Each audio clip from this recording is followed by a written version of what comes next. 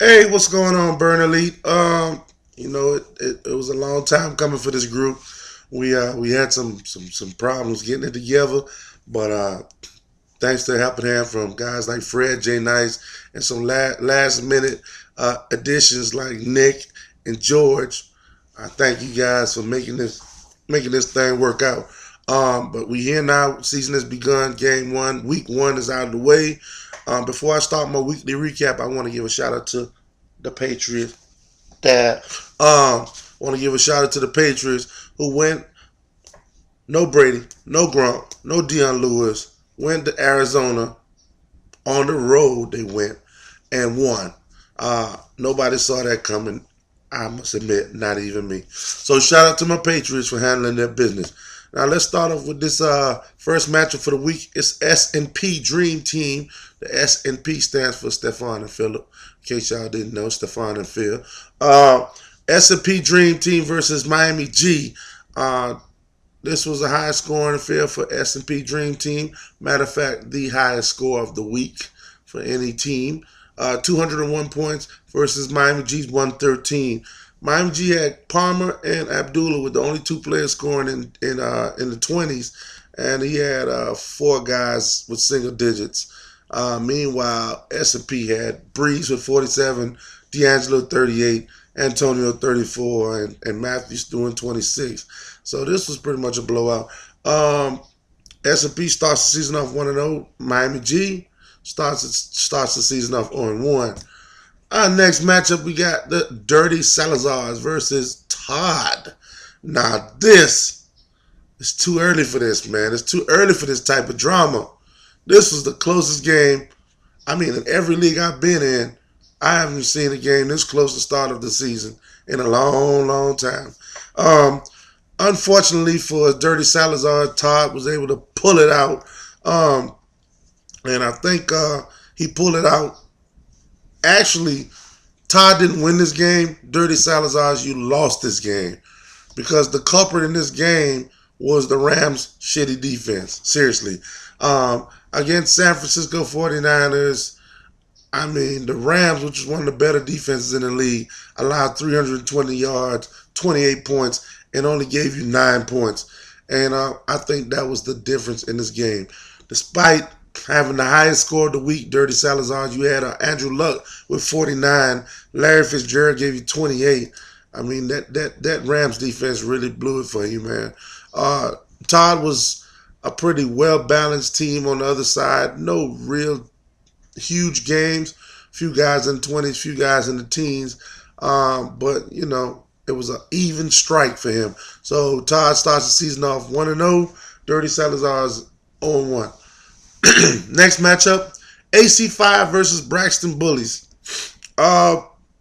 This wasn't too much of a matchup either.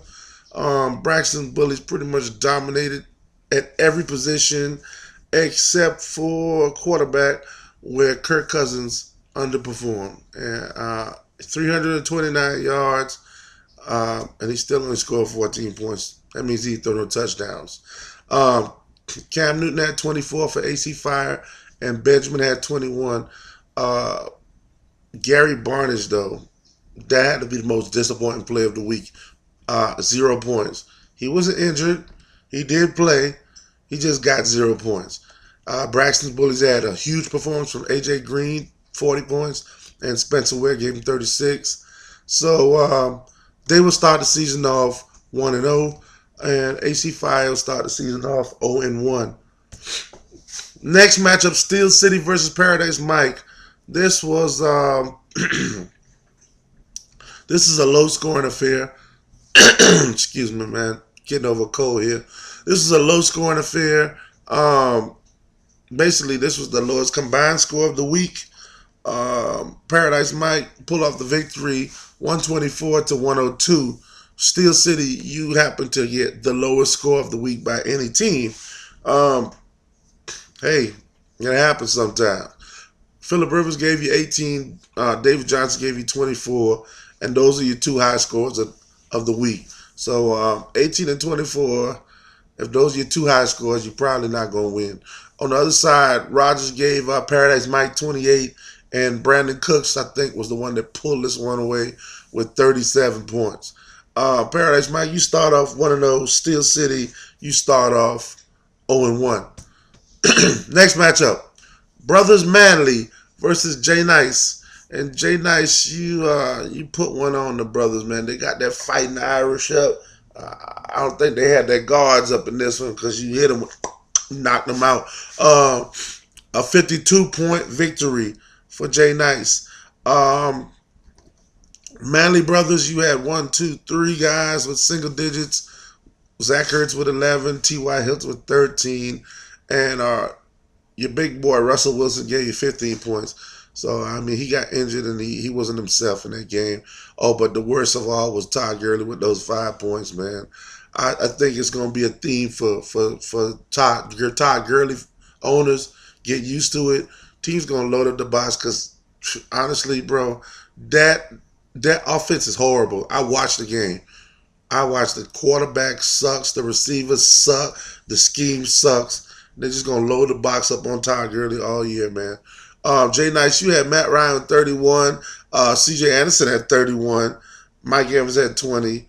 And the Vikings, highest scoring defense of the week with 36. So, hey, there you go. 1-0 to start the season, Jay Nice. Manley Brothers 0-1. Last matchup of the week was Larry versus Nish. Larry, come on, man. Y'all need to change that name, man. I only put Larry in there. Larry and Nish. Y'all so lazy. Y'all to change the name, man. Make it a team. That's not the name of the team. Nish and Larry. Come on. Larry scored 147. Nish scored 162. Like you talking about some Scrabble game or something. Larry versus Nish. Come on, it's a football team, man. Give it an identity, man. Ben Roethlisberger had 31 for Larry, and Doug Baldwin had 24. He had one guy with 6 points. That was Jonathan Stewart.